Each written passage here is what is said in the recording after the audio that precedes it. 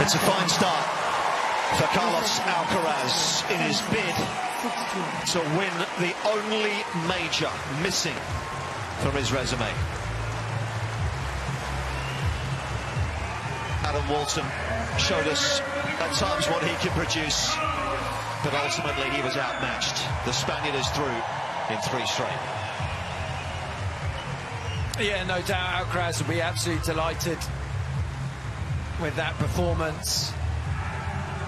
Had a slight hiccup midway through the second set, but responded, took the tie break, and then was able to run away with that third set. Yeah, this man will be working hard in the next couple of months to keep himself inside the world's top 100. There's a few points to defend in coming weeks as well. He won a challenger in Brisbane in February, so I suspect he may well be staying here on home soil in his home city to play that.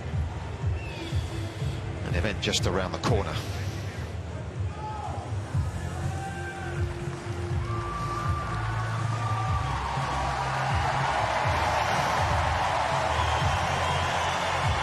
Great experience. Hasn't played that much at tour level still, the 26-year-old. And he's played an all-time great already on the biggest court in his home country. Memories, I'm sure, that'll stay with him for the rest of his life.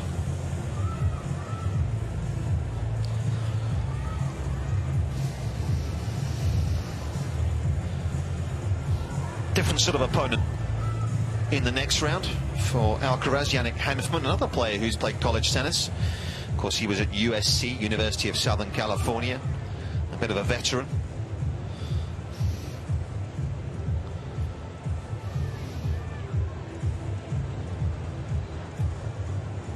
Another player hanging around the 100 mark as well in the world rankings.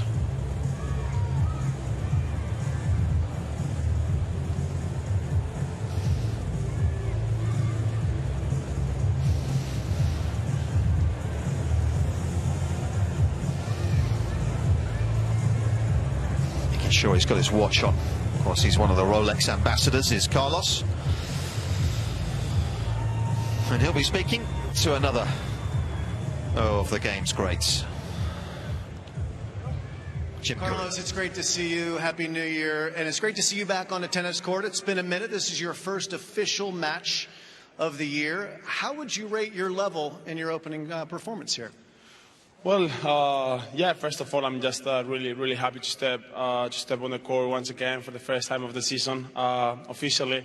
And I think it couldn't be better, you know, stepping here in the Rod Laver Arena. So it's been a good match, I guess. So I just felt great. I think Adam, you know, I think pull off great shots, great level in the match. So I had to stay there. I think this kind of level and difficulties, you know, in the first round is pretty good for me, you know, to get ready for the next one. So, but overall, I just happy and pleased about the level that I played today. It was impressive, for sure.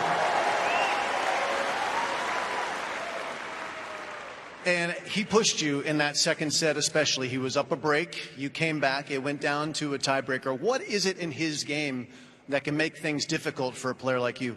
Well, it seems like he doesn't move that well. But, you know, at the end, for me, it was really difficult to find, you know, the good spot. It feels like, you know, he was one step forward to me. That he was always in the good position. You know, long rallies. He was solid from the baseline, and you know, his flat ball sometimes was really difficult for me. That you know, was tricky, and you know, getting used to the conditions and the court. But I think, yeah, was a really solid match, and when he was able to step in on the court and play aggressive, I think he did, and that what made really difficult, not only in the second set but in the match in general. Yeah, he played well too. He should get some applause without a doubt.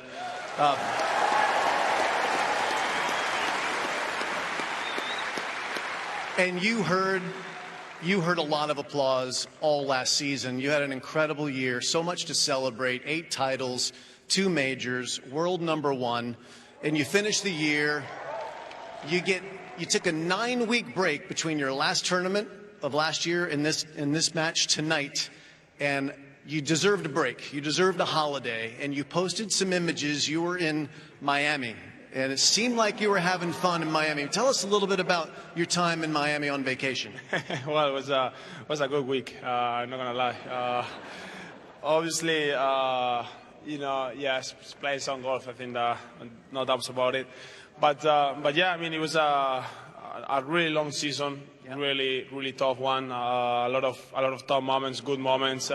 Yeah, I mean, I had 2 weeks. One was in Miami with with a really big group of friends there. We had fun, and then the second week it was Turks and Caicos, just a little bit to relax, and feeling ready and feeling good for the preseason.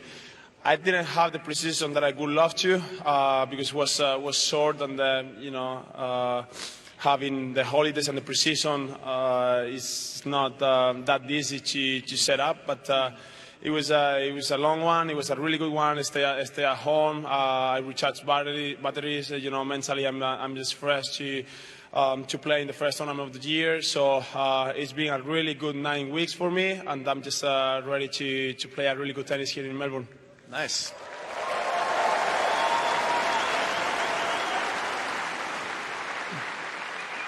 We get to see the results of your work in the preseason. We get to see how well you're moving. We get to see with the sleeveless shirt how strong you are, the fitness. But I think people are really curious, what's a day in the life of Carlos Alcaraz like in the preseason? Like, how much work are you doing?